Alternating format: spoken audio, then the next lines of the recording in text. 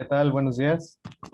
Buenos días a todos. Agradecerles por atender esta segunda sesión del estudio de cortocircuito.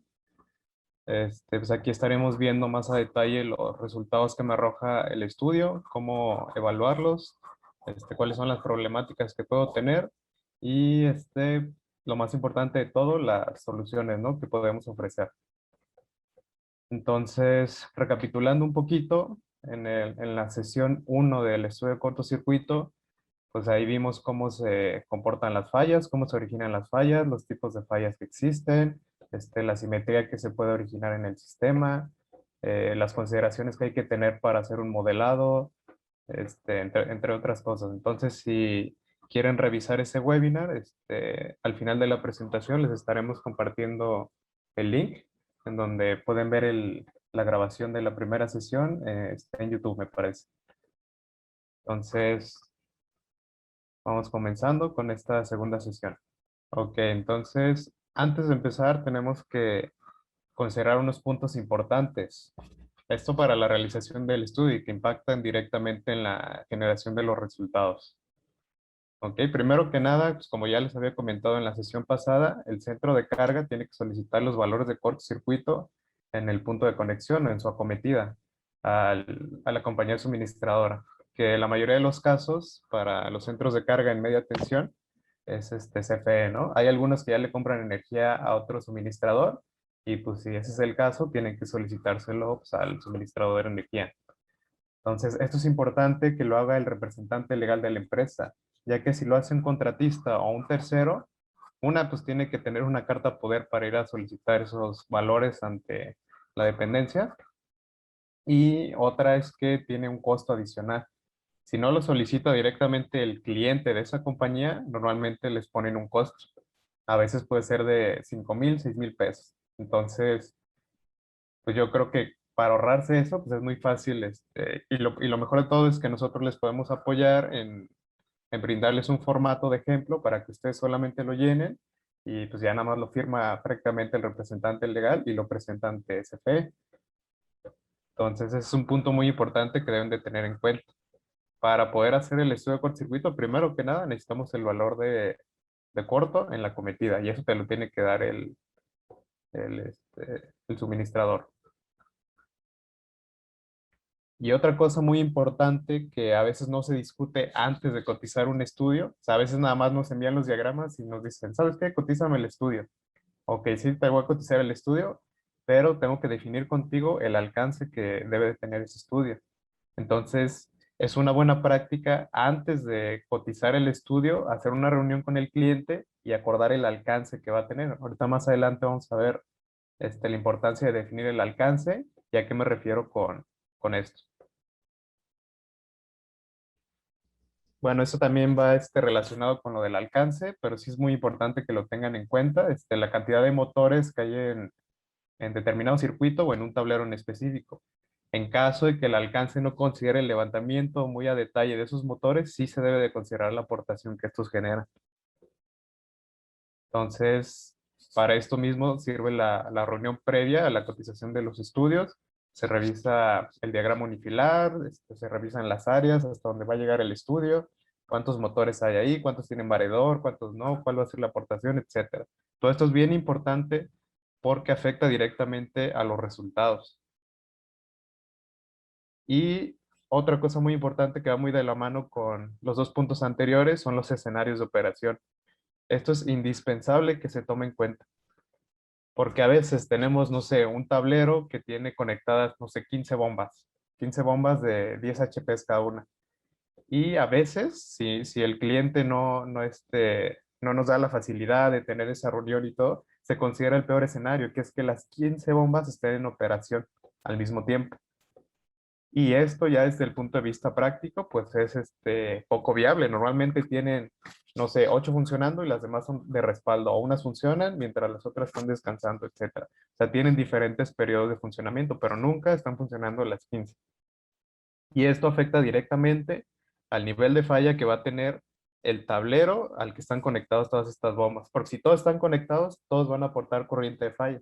Esto lo vamos a ver más específicamente en un ejemplo que tenemos más adelante. pero sí es muy importante que lo tengan en cuenta, los escenarios de operación. Y vamos a ver cómo definimos un alcance para el estudio.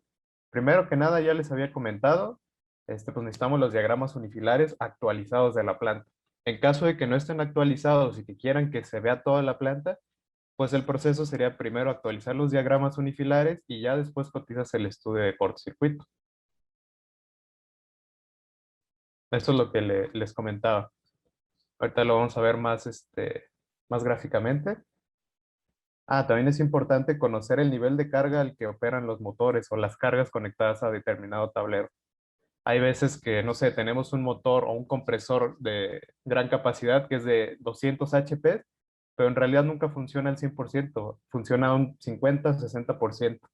Entonces, eso impacta directamente en la aportación que puede generar al cortocircuito. Entonces, si se conoce ese dato, lo ideal es tener también esa información, o sea, que se la proporcionen a la persona o a la empresa que les va a hacer el estudio para que tenga esto en consideración y no hacer corridas con escenarios muy fatalistas. A lo mejor que considere los 200 HP funcionando todo el tiempo, cuando eso pues, no es un escenario real, ¿no? Nunca va a pasar. Depende de la operación que tenga la planta, claro. Como les comentaba, necesitamos el diagrama unifilar y así es como definimos el alcance. Este diagrama es muy sencillo, obviamente, en una planta industrial es mucho más grande, pero sirve perfectamente para explicarles lo que estamos viendo. Entonces, ¿a qué me refiero con el alcance? O sea, tenemos que definir primero qué cantidad de dispositivos vamos a modelar nosotros en el software, porque eso nos implica horas de trabajo que impacta directamente en el precio de la cotización, ¿no? Entonces, a lo mejor ustedes me dicen, solamente quiero el estudio de cortocircuito hasta los tableros en media tensión, que en este ejemplo es de 2.4 kV, ¿no? Entonces, ok, modelamos todo lo que esté de aquí hacia arriba, aguas arriba. Aquí le decimos aguas abajo a lo que está de aquí hacia la carga, de este bus hacia la carga, y aguas arriba me refiero a de este bus hacia la generación, ¿no? O hacia la fuente. Entonces, es una forma de decirlo también. Ok, entonces si solamente requiero el estudio hasta este punto, ok, entonces solamente requiero un levantamiento detallado de los elementos que están aguas arriba y los que están conectados a este tablero. Ya no dibujo todo esto, ya no modelo todo esto, solamente considero la aportación de los motores, que se hace una revisión de qué tantos motores hay, a lo mejor sí se modela este transformador, pero solamente se considera la aportación, ya no se modela a detalle todo esto. Otra cosa sería considerarlo hasta este tablero, que ya es el lado secundario, es en baja tensión. Ok, entonces implica más tiempo hacer este levantamiento, porque tengo que modelar todos los dispositivos de protección que están conectados a este bus. Y pues eso involucra más tiempo de ejecución también. O si quiero de toda la planta hasta los últimos tableros. Incluso se podría hacer hasta la carga, ¿eh? Entonces, aquí estamos considerando ya un alcance más completo. Vemos hasta los tableros de subdistribución, que estos son normalmente CCMs que ya alimentan directamente a las cargas. Y pues todo esto involucra más trabajo que hacerlo solamente hasta acá, ¿no? Entonces esto es muy importante definirlo porque esto va a definir el precio que tenga la cotización. ¿Ok? Entonces, otro punto importante es considerar los estándares con los cuales va a ser hecho el estudio. Ustedes en sus instalaciones tienen instalada pues, una gran variedad de equipos y esto me refiero más específicamente a los dispositivos de protección. Hay interruptores que están hechos bajo normativa ANSI o bajo normativa IEC, que es la normativa americana o la normativa europea. Entonces, el estudio de cortocircuito debe considerar la realización de las corridas de cortocircuito bajo estos dos estándares porque son muy distintos. O sea, tienen variables distintas y consideraciones diferentes. Entonces, uno es el ANSI, que es el americano. Tenemos estas dos normativas, estos dos estándares, que es el C3710, que se enfoca principalmente a los dispositivos en alta tensión, y el C37.13, que es el que se enfoca a los dispositivos de baja tensión. Aquí es importante aclarar que desde el punto de vista de los estándares, alta y baja, solamente hay una división, alta y baja tensión. Alta tensión es de 1000 volts hacia arriba y baja tensión es de 1000 volts hacia abajo. desde el punto de vista de los estándares. Yo sé que a lo mejor en el código de red, en algunas normativas de CFE, ahí definen alta, media y baja tensión. Pero desde el punto de vista de los estándares, así es como se maneja. Alta y baja solamente. ¿Ok? Entonces ese es el caso en la normativa ANSI y los dispositivos que estén hechos bajo esa normativa deben evaluarse haciendo el estudio con este mismo estándar, bajo la normativa ANSI. Ahora, si hay dispositivos que están solamente evaluados o aprobados bajo la normativa IS, entonces deben de evaluarse bajo esta normativa. O sea, no son equivalentes. Las corrientes de falla que salen de ambos estudios no son equivalentes porque el procedimiento es distinto. ¿Ok? O sea, cada uno de los estándares tiene su comitiva que define el procedimiento de cómo se va a hacer el estudio, las consideraciones, los factores de seguridad, etcétera. Todo eso basados en el mercado que ellos tienen y en la forma en que fabrican los dispositivos.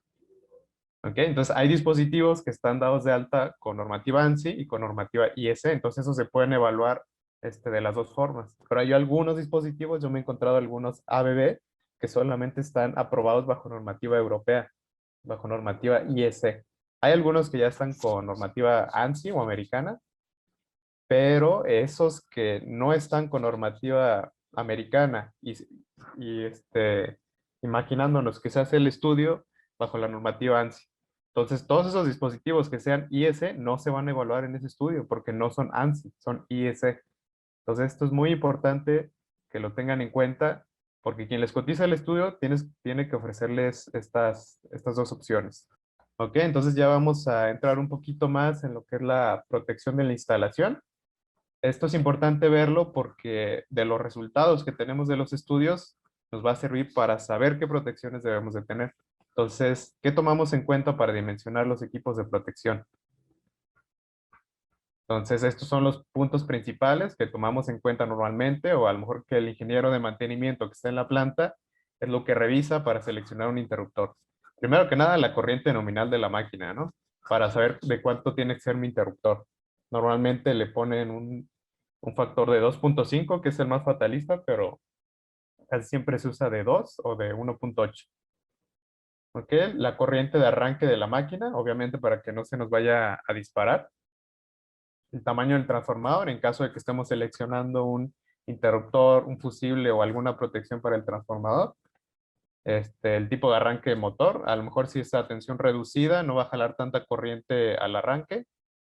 También la tensión de operación del equipo, eso es bien importante. Y los factores de seguridad por la NOM, que es lo que les comentaba, ¿no? Pero hay un punto muy importante que no todos ven a la hora de seleccionar un interruptor, y que es la capacidad interruptiva. ¿Ok? Entonces, ¿qué es la capacidad interruptiva? Ya lo discutimos un poquito en la sesión pasada. Esto hace referencia a la capacidad que tiene un dispositivo para cortar una corriente de falla, para interrumpir el arco eléctrico que se genera a la hora de un cortocircuito. ¿Ok? Entonces, ¿qué capacidad debe de tener mi interruptor? Ok, entonces lo podemos ver en los resultados del estudio de cortocircuito. Y ahora, para adentrarnos un poquito más a este tema, quiero explicarles un poquito más cómo funciona un interruptor, qué es lo que sucede al interior de estos equipos. Aquí tenemos el ejemplo de un interruptor en alta tensión.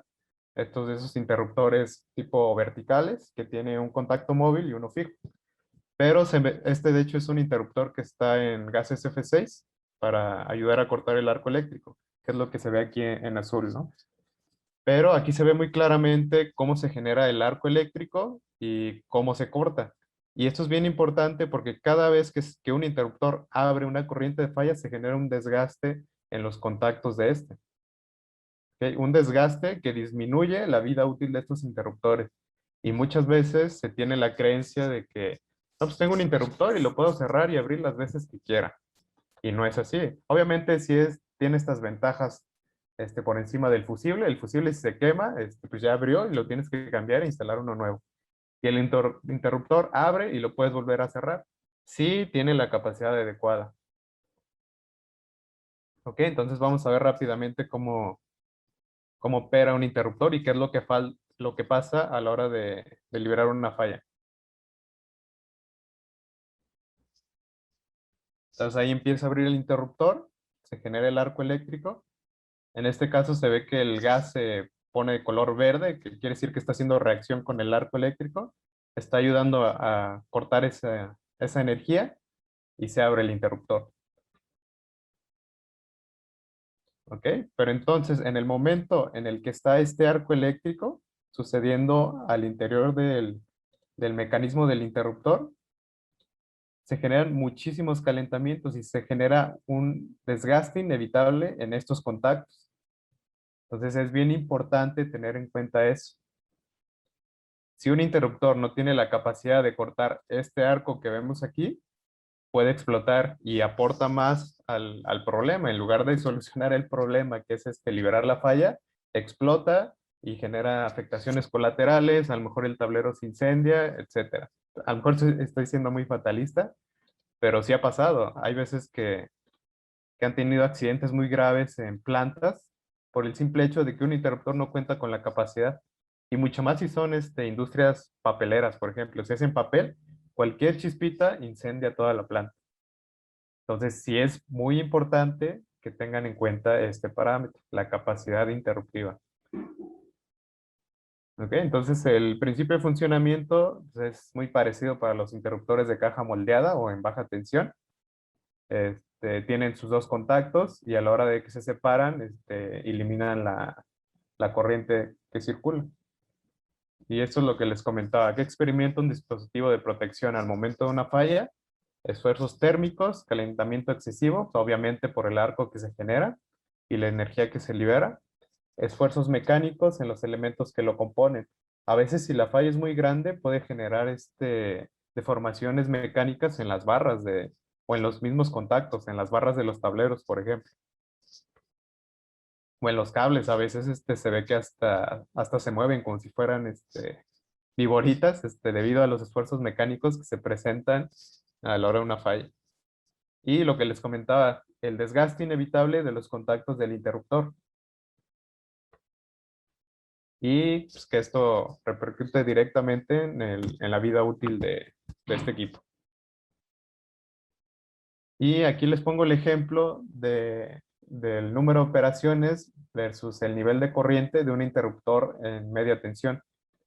¿Ok? Entonces, no es lo mismo abrir 5 kiloamperes que abrir 35 kiloamperes. Y esto afecta directamente la vida útil de un interruptor. ¿Ok? Aquí vemos el caso que si abro 5 kiloamperes, entonces tengo hasta 6,000 operaciones.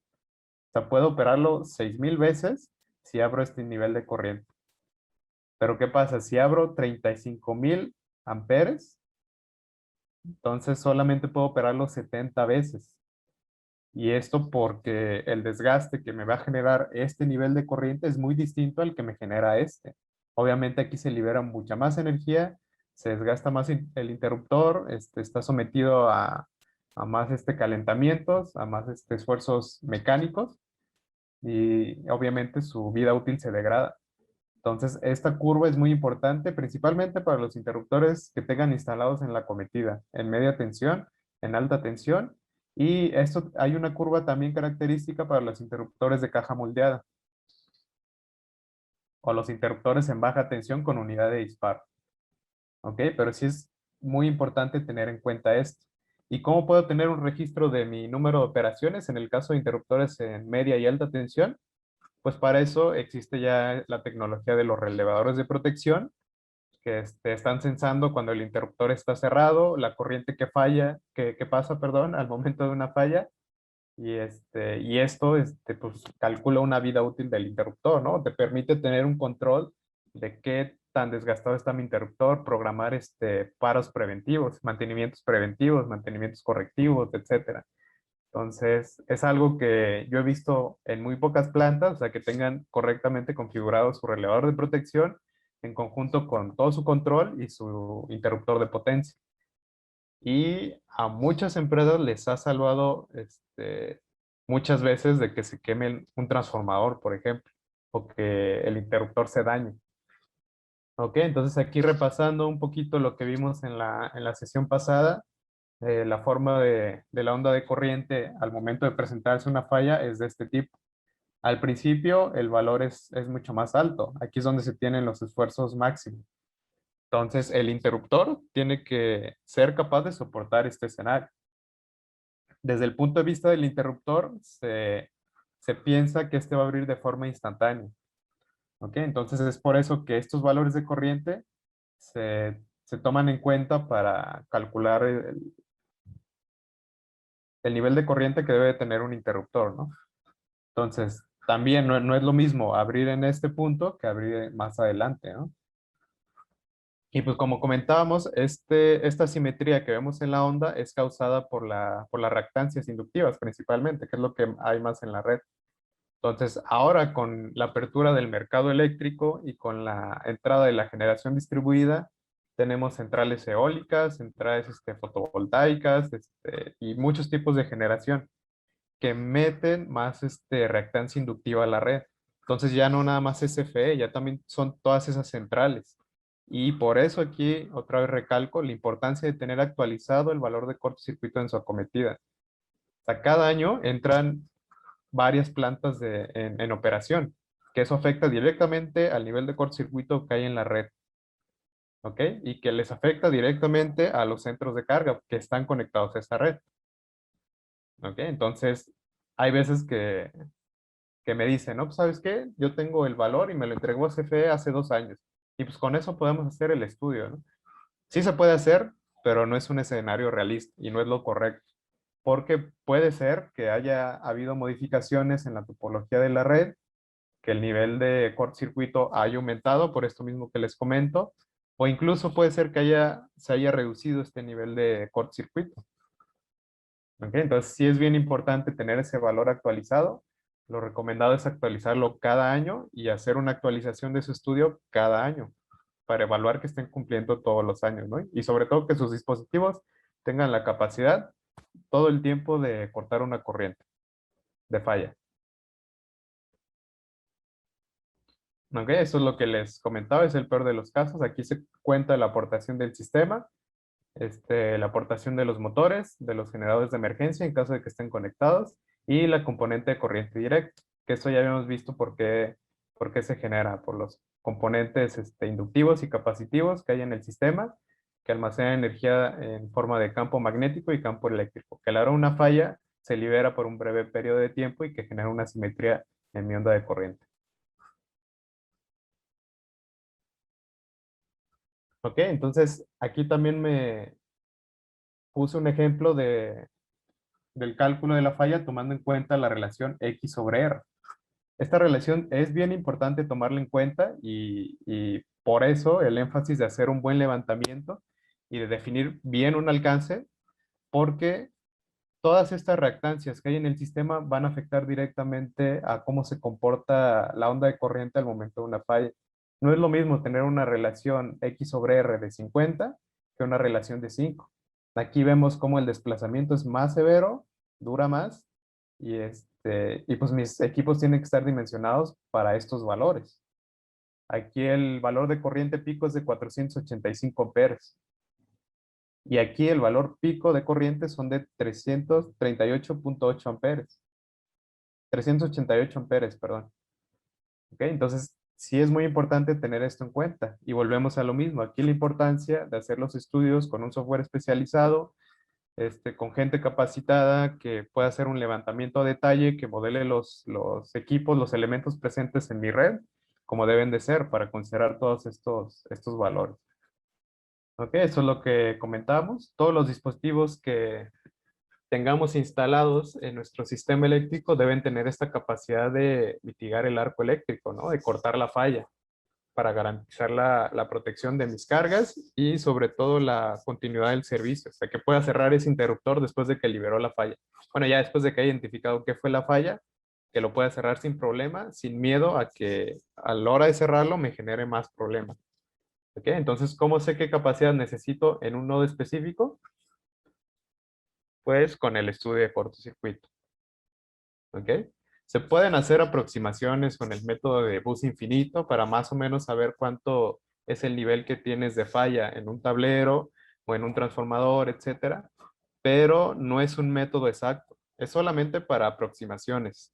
pero no es lo correcto que ustedes estén seleccionando interruptores o equipo basándose en el método de bus infinito, porque a veces es una salida rápida y a veces se suele sobredimensionar equipo y no se tienen en cuenta las aportaciones de generadores, de motores y de todas las fuentes que pueda haber.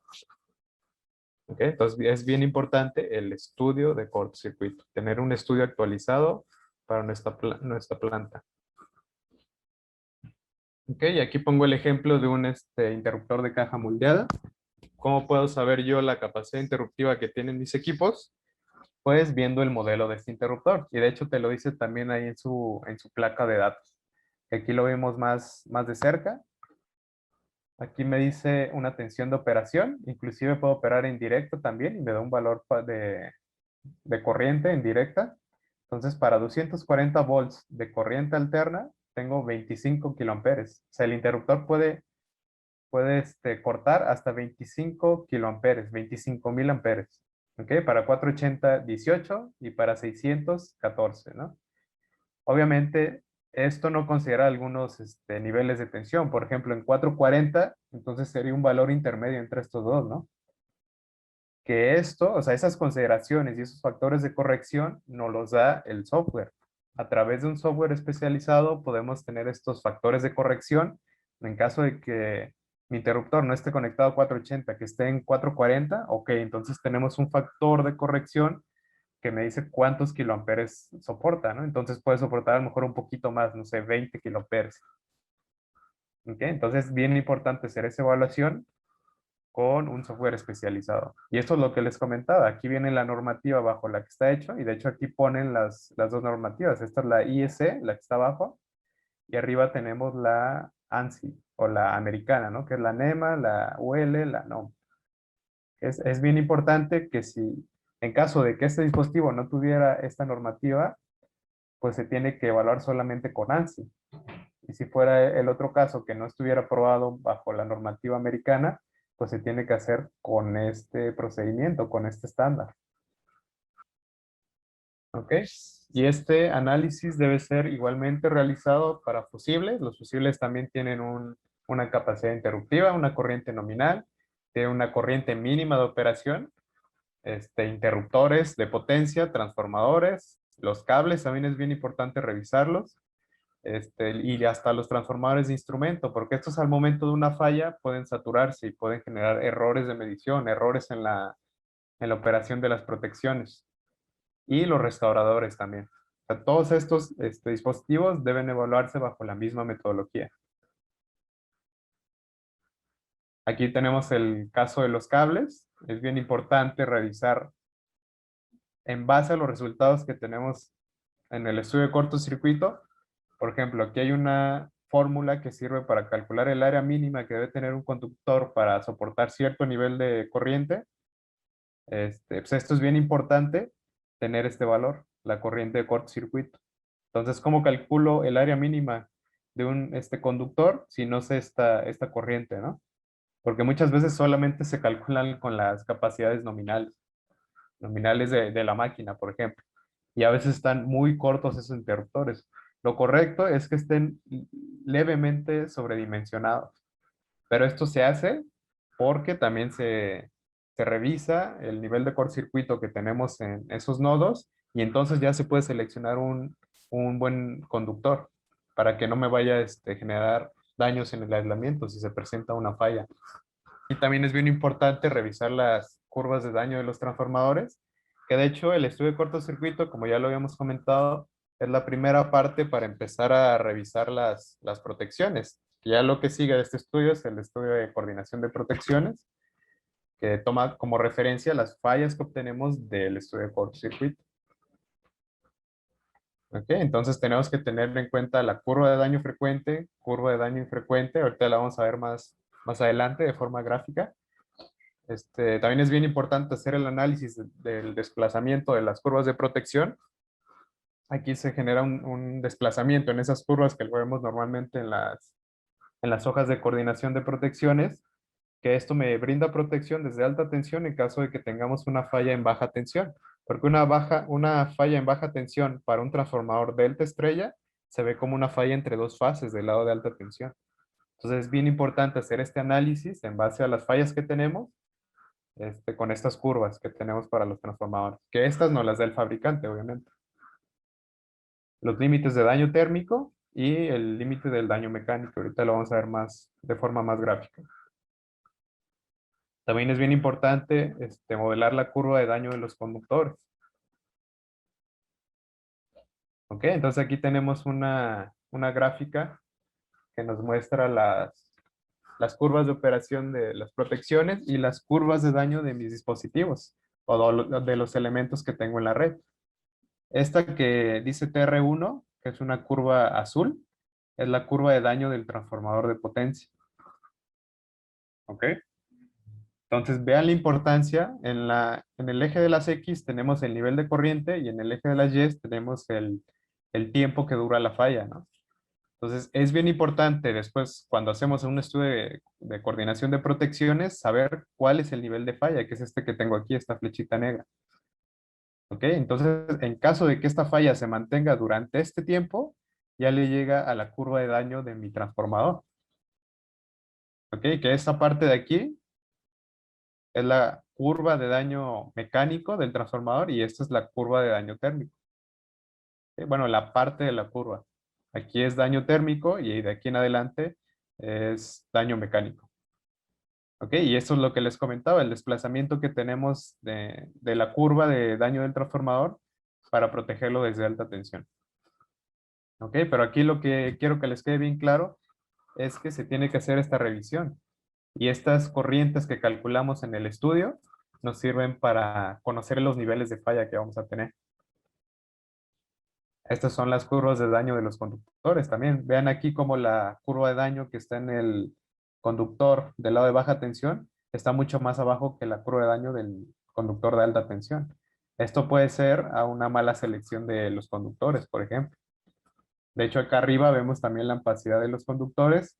Vemos que la ampacidad de este segundo cable es mucho más chica que la capacidad del nominal del transformador. Entonces, esas son una de las cosas que se evalúan en este tipo de estudios.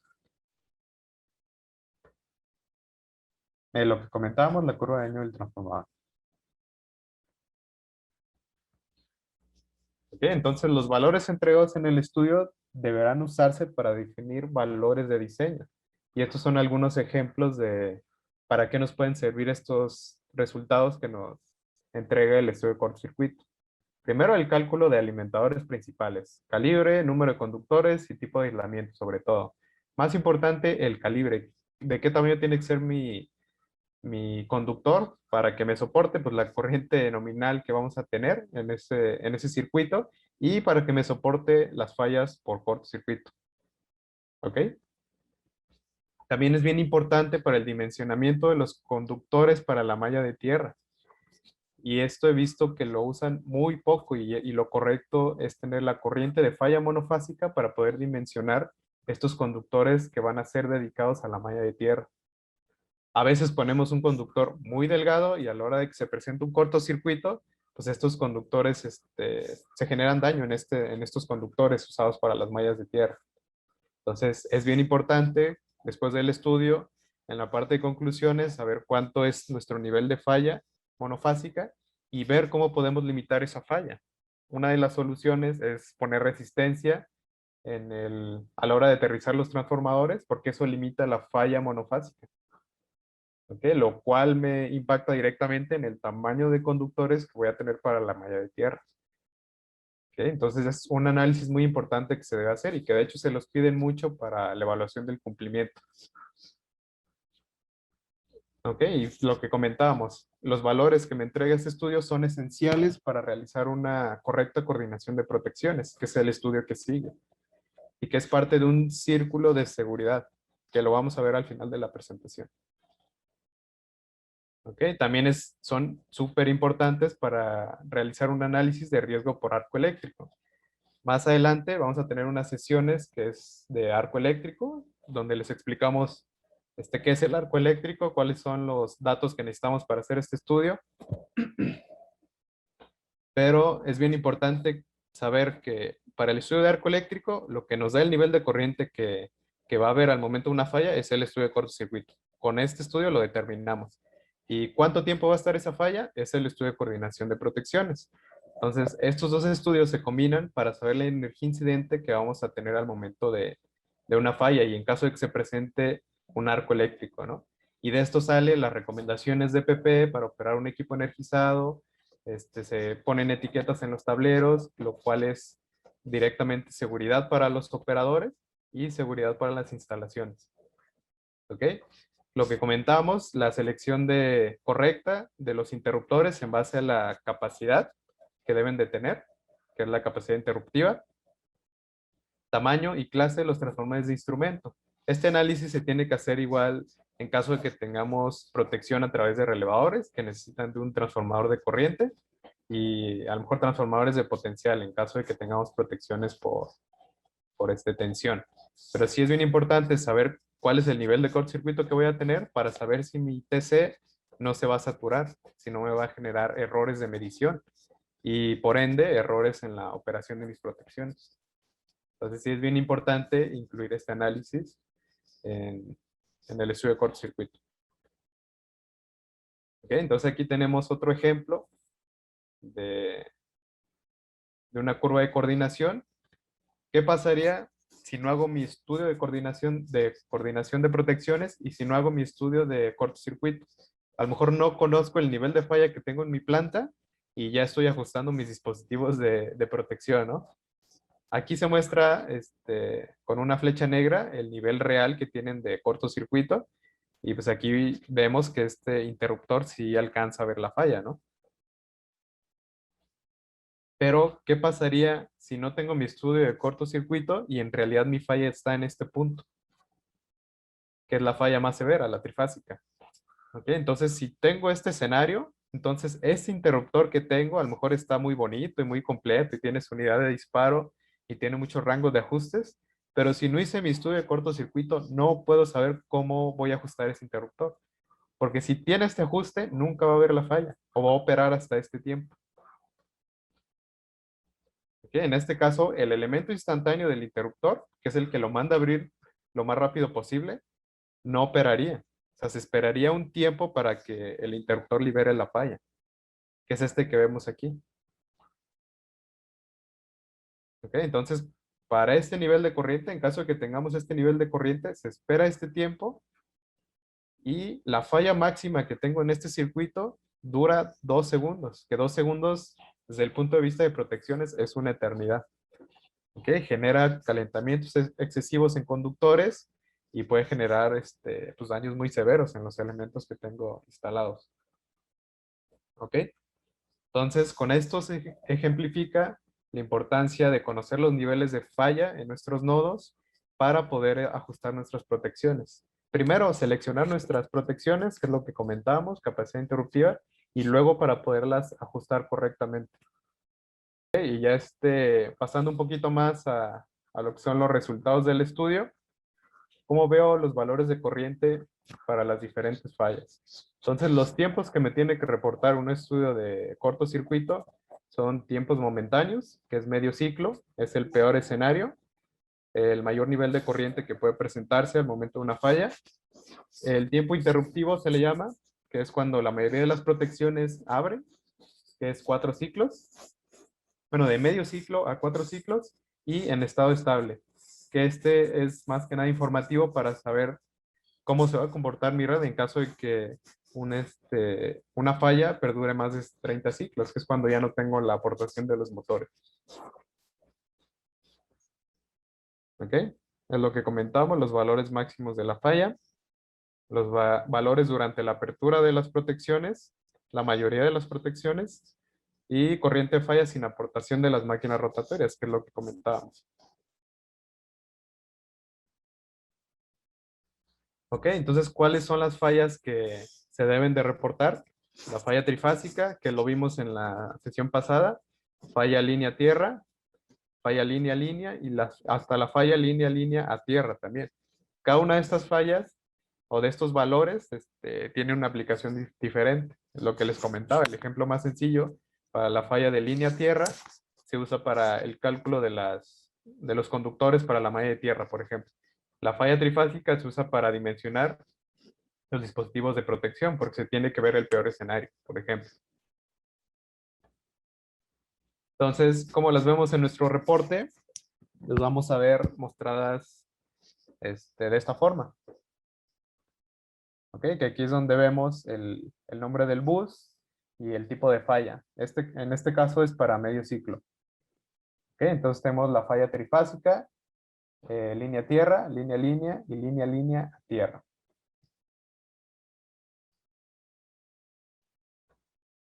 ¿Ok? Entonces, ¿cómo identificamos la falla, la falla trifásica, que es el peor escenario para dimensionar nuestros dispositivos de protección, nuestros transformadores, nuestros conductores, las barras de nuestros tableros?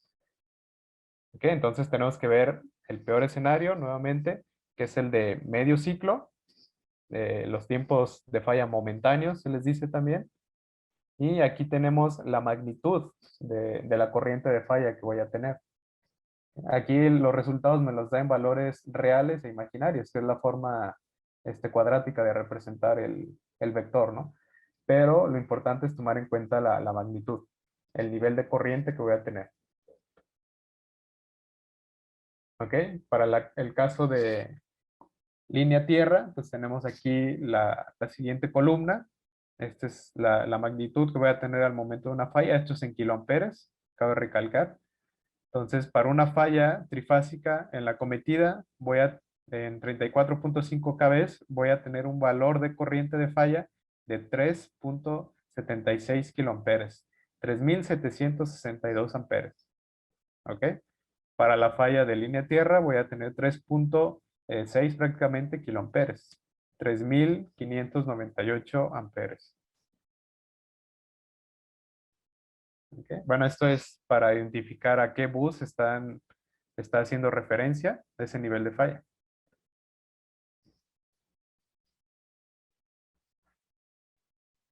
¿Ok? Entonces, por ejemplo, para los interruptores de caja moldeada, pues se tiene que revisar los tiempos interruptivos, ¿no? Que es a 4 ciclos, de 1.5 a 4 ciclos, que es el tiempo en el que operan estos dispositivos de protección.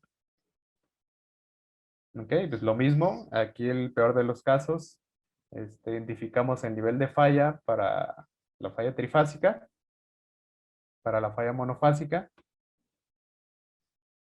y lo que sigue es la evaluación de las capacidades interruptivas. ¿Ok? Entonces, en el reporte vamos a ver una sección donde nos muestran la evaluación que se hizo para nuestros dispositivos que tenemos instalados en cada tablero. ¿Ok? Entonces, esta es la capacidad necesaria que aquí nos indica el nivel de corriente que va a estar presente basándose en la relación X sobre R que tenemos, que ya lo habíamos comentado, por eso es que es muy importante. Y nos muestra también las capacidades que tiene nuestro dispositivo. Aquí vemos el ejemplo de dos interruptores que no cuentan con la capacidad necesaria. ¿Ok? Entonces vemos la capacidad del interruptor. Este interruptor es para 18, estos son kiloamperes. Para 18 kiloamperes está en 480 volts. Y la capacidad mínima que necesito para ese tablero son de 27 kiloamperes. Entonces, ¿qué quiere decir esto? Al momento de una falla, es posible que este interruptor genere afectaciones más graves en el tablero, o sea, que explote, que no tenga la capacidad de liberar esta falla. Entonces, por eso se marcan en rojo con un asterisco ahí. Y, por ejemplo, acá vemos el caso de un interruptor que sí cuenta con la capacidad adecuada. Aquí nos muestran las capacidades de los dispositivos. Este es para 30 kiloamperes, 35 kiloamperes en el caso de arriba. Y el nivel de falla que tengo en este nodo es de 12.658 kiloamperes. Entonces, sin problema, estos dispositivos que están instalados pueden liberar estos niveles de falla. ¿Ok? Entonces, esto también es importante ver que nos muestra.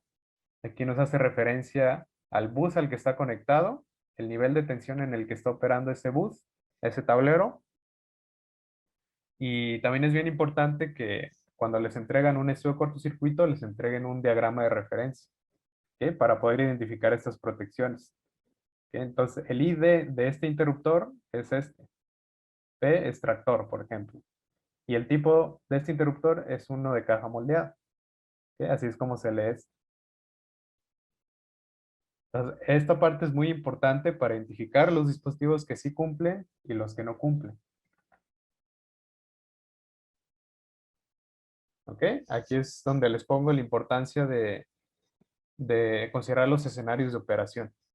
¿Ok? En caso de que todos los motores estén conectados, tenemos un nivel de falla más alto que si no tuviéramos todos los motores conectados.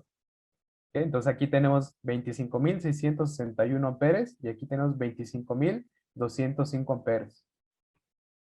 ¿Ok? Entonces sí hay una diferencia considerable en el nivel de corriente que voy a tener en este bus.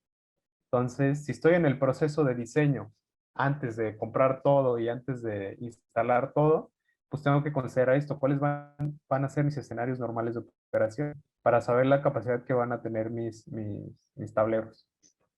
¿Ok? Bueno, aquí se los quería mostrar rápidamente en el software. Permítanme compartirles la pantalla. Ok. Entonces aquí tenemos esa red de ejemplo que estábamos viendo. Y esto es sobre todo para enseñarles la importancia de los escenarios y cómo es que en un software especializado se pueden simular varios escenarios. Entonces aquí tenemos un escenario que yo le puse full, que quiere decir que todas las cargas están conectadas, entonces la aportación a la corriente falla va a ser la máxima en este escenario, que es donde teníamos los 25.66 kiloamperes. Pero, ¿qué pasa si considero uno en operación normal? Que en realidad, cuando tengo mi reunión con los ingenieros de planta, me dicen que estas dos bombas nunca están en operación, ¿ok? O que no están en operación si este está en operación, ¿ok? Entonces, el nivel de falla baja muchísimo. No, no muchísimo en este caso, porque los motores no son de gran capacidad, pero imagínense un tablero que tiene instalado 30 motores y que solo están funcionando 15. Entonces, la diferencia es más marcada. ¿Ok? Por ejemplo, también podemos tener otro en caso de emergencia que solamente opera una bomba y pues obviamente nuestro nivel de corriente baja.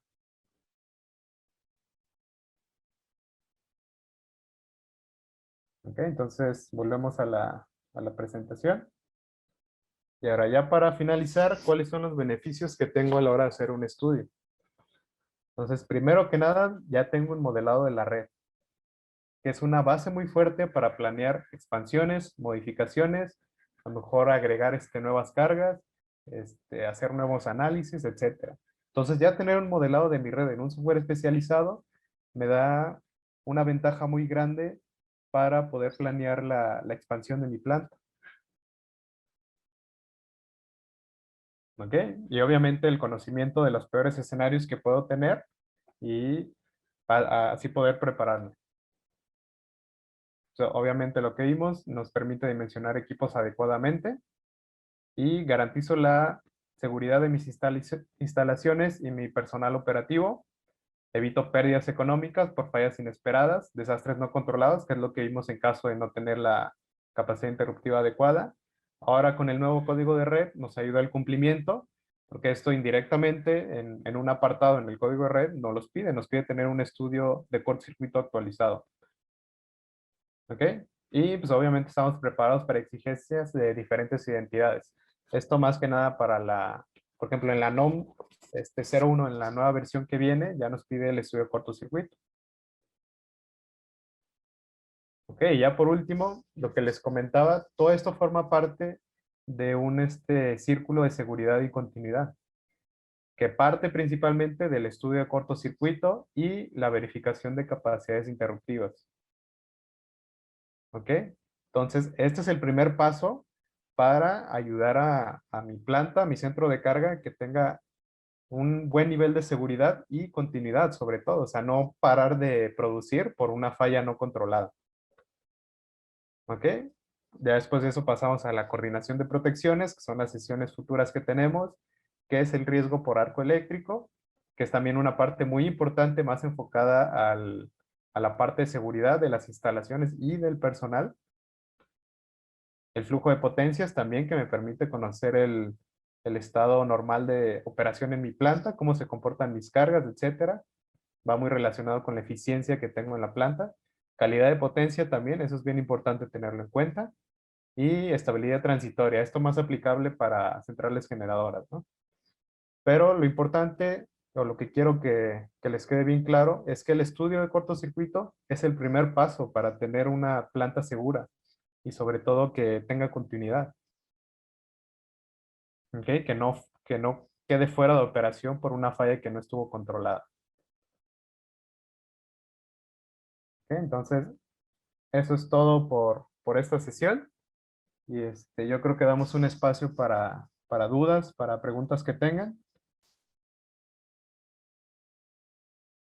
Igual si quieren tratar algún tema en específico, pueden contactarme a través de mi correo electrónico. Ok, por aquí hay una duda, no nos pusieron su nombre, pero dice ICU es distinto a ICS. ICU es distinto a ISS. Sí, de hecho esto es prácticamente la diferencia que existe entre los estándares.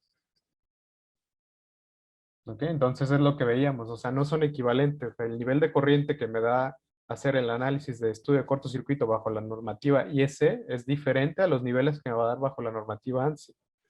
¿Verdad? Los factores de seguridad, los procedimientos que te piden para evaluar los dispositivos bajo estos estándares son distintos. ¿Ok? Entonces no es lo mismo, o sea, te tiene que hacer la evaluación bajo las diferentes normativas.